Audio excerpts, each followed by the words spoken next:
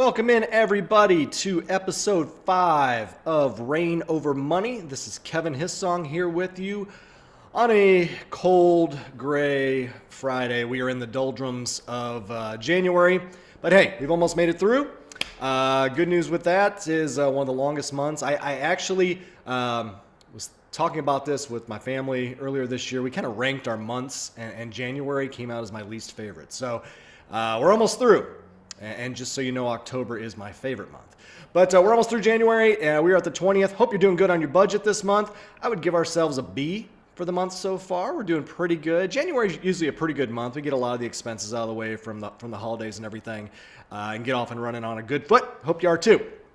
Today, title of our program in episode 5 is That Escrow Account. The word escrow is something that for me was, never really understood it until I took a look at it. I mean, it's not that hard to understand once you kind of dive in and take a look at what an escrow account is. But we're primarily talking about, there's a lot of different escrow accounts. We are talking about the escrow account that goes along with your mortgage. And I'm going to give you an example of what I did last year that made a big difference in our budget. And hopefully it's something, if you've got a mortgage and you've got an escrow account, it's something maybe worth looking into as well. And we'll talk about a couple other items that go along with mortgages. But again, thanks for joining. Episode 5 up and running, going to be on YouTube, podcast. Again, feel free to visit on Instagram, Twitter. Rain Over Money is the call signal on all those as well. Let's dive into it. That escrow account. So, if you have a mortgage, and this is, I will say, before I really get into it here, this is probably the first episode that I would label as an intermediate level program. I've talked about our beginner level, our intermediate, and advanced. I would say this is a little intermediate. And the reason behind that is this is going to focus, if we think about the ROM diagram again, the Rain Over Money diagram, or diamond, you've got organization and budget at the bottom, and you've also got debt management. This is going to kind of leak into both those areas, but first and foremost, you have to be organized before you get into looking at your escrow account and maybe making some changes to your escrow on your mortgage, because it can be dangerous. You could be, and we'll get into why here in a minute. I don't want to get into it too much right this second, but again, this is kind of an intermediate session. You need to be organized. You need to have control over your finances.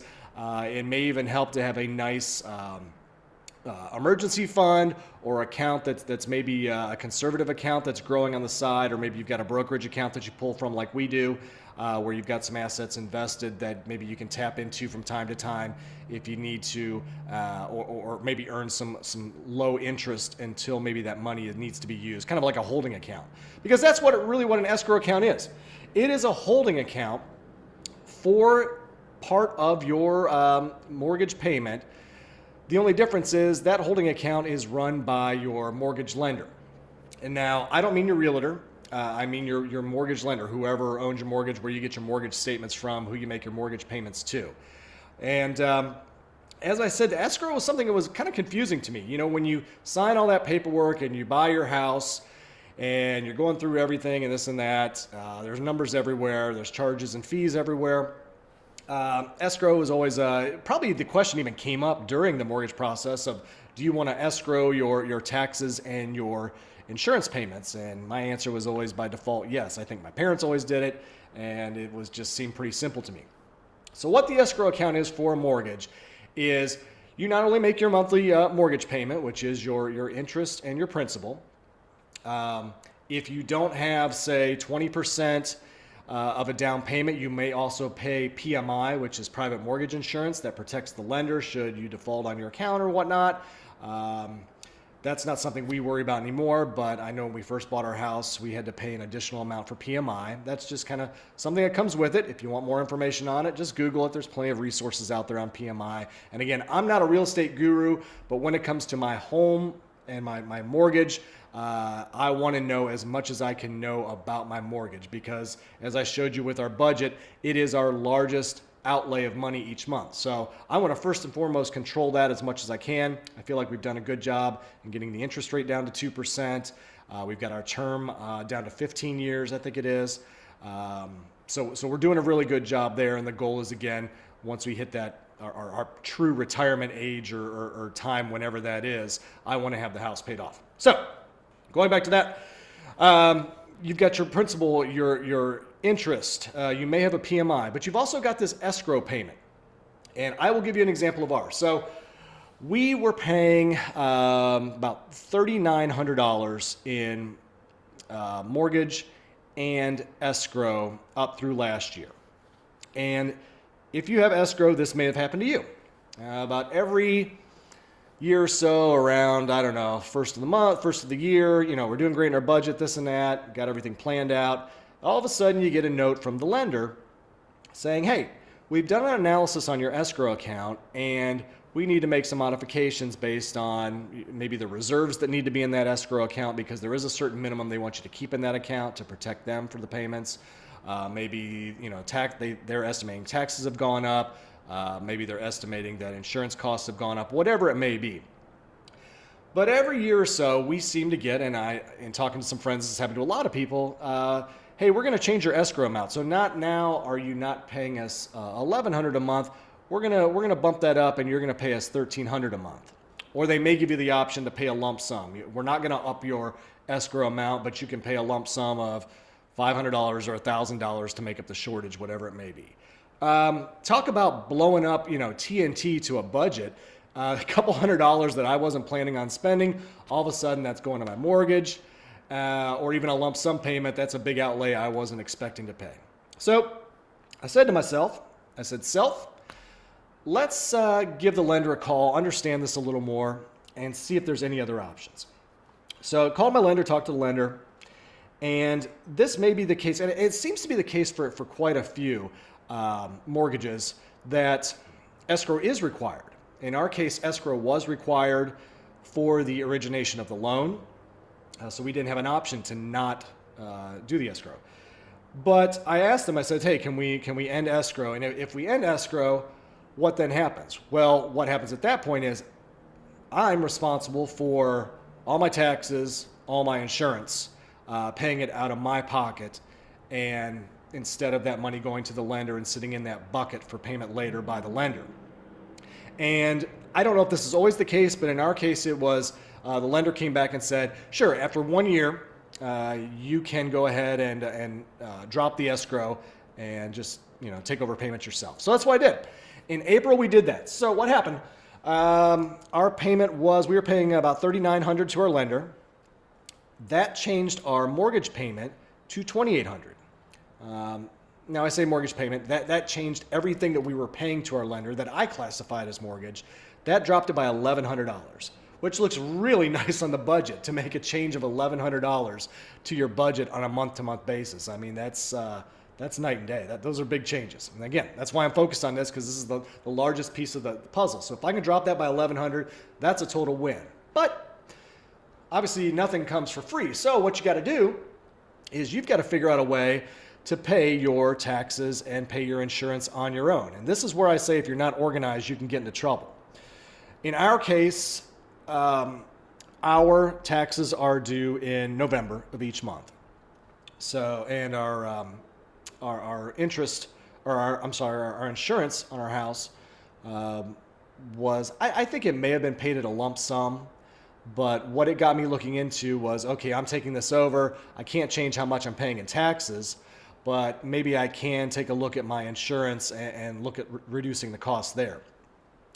And that's something I recommend everyone does from time to time. Don't get too tied into your insurance needs, whether it's auto, life, health, anything. You should always be looking around for better rates and more for what you're getting out of what you're paying.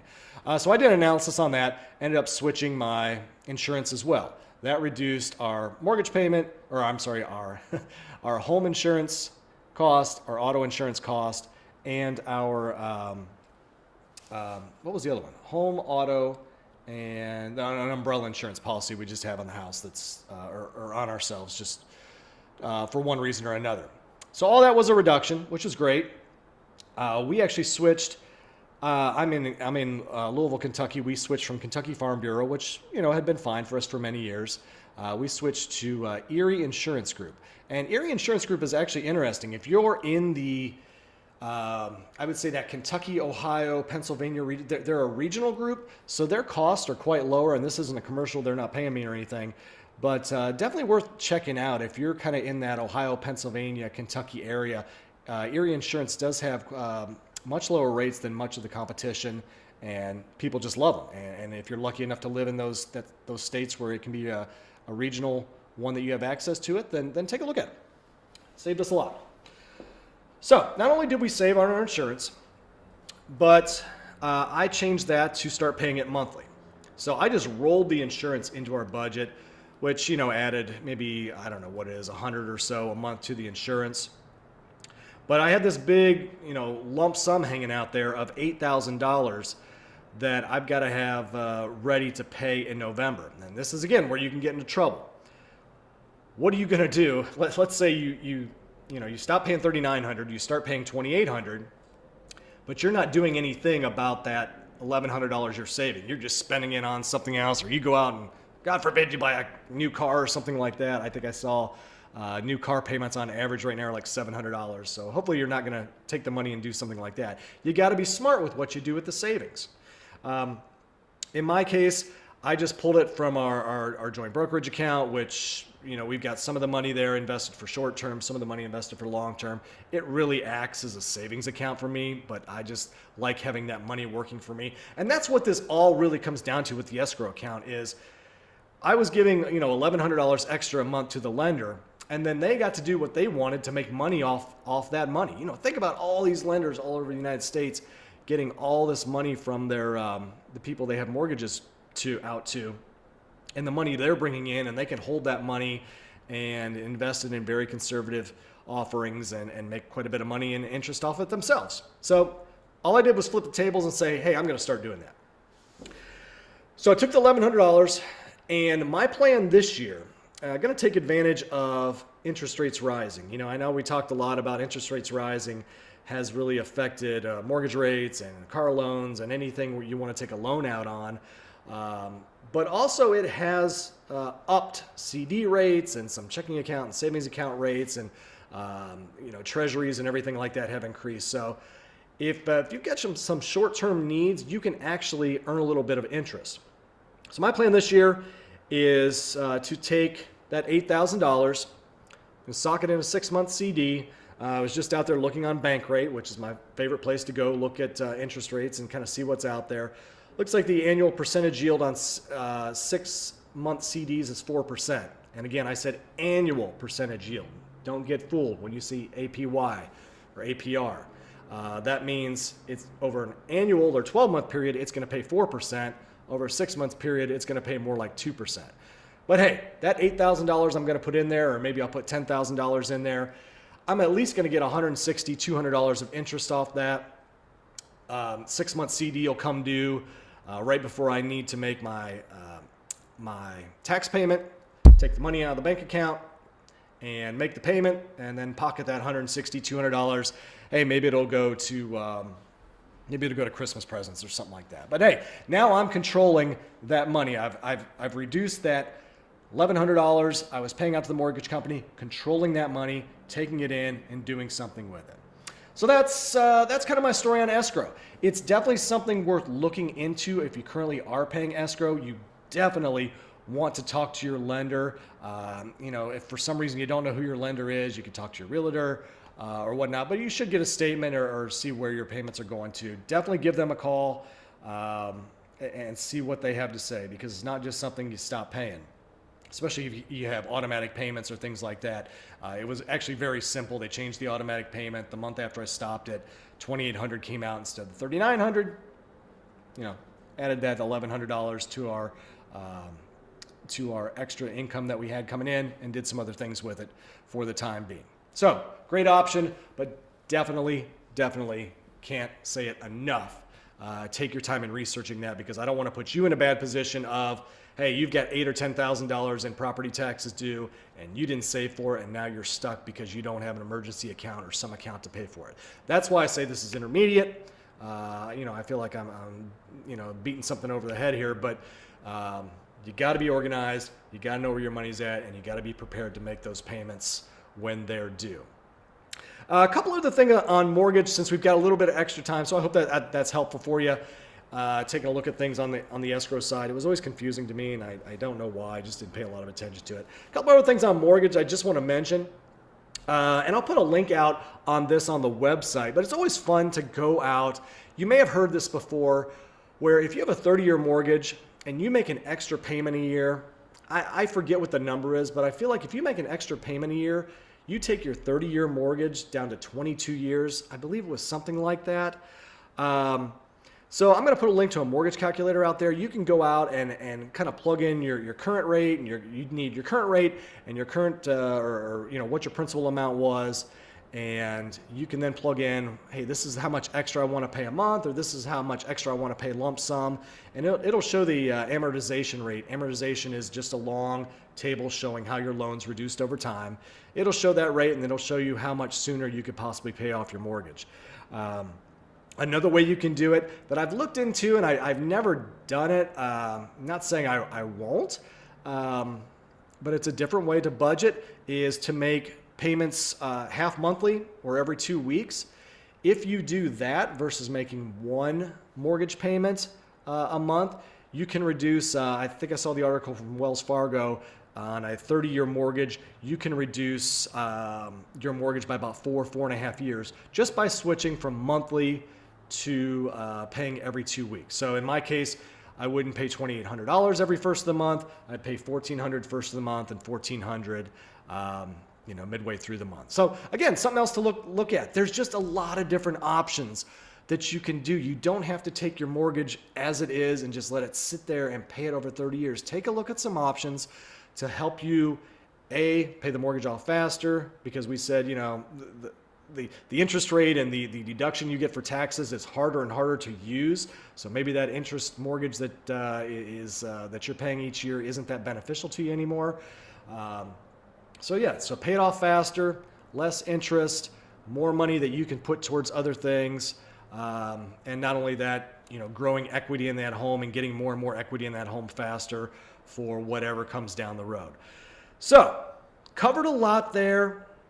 But it's something I really want to get out, because for me it was a big difference. Just to from a mentality standpoint, to see my mortgage payment drop to $2,800 from $3,900 made a big difference in overall budget. So there's always things we can learn. Perfect example. I've been personal finance and everything for 25, 27 years. I've been enjoying this stuff, and never once thought about taking on escrow myself. But hey, that's one way to do it, and that's why we're all here. So if you got any questions on this, comments, thoughts about the process, whatever, feel free to comment on the videos. Reach out to me on Twitter, through the website, Instagram, or obviously where you're listening to the podcast. Always visit reignovermoney.com for all the latest information and links and tips and tools and everything else that's out there. It's kind of the one place to start if you are just getting used to the programming. But with that, I will wrap it up for the week. Everybody stay warm out there. It looks like another winter storm rolling through, so stay warm, and we'll get through January together, and we'll talk to you next week. Thanks for joining. Again, my name's Kevin Hissong with Reign Over Money. Have a great week and weekend, everyone. Take care.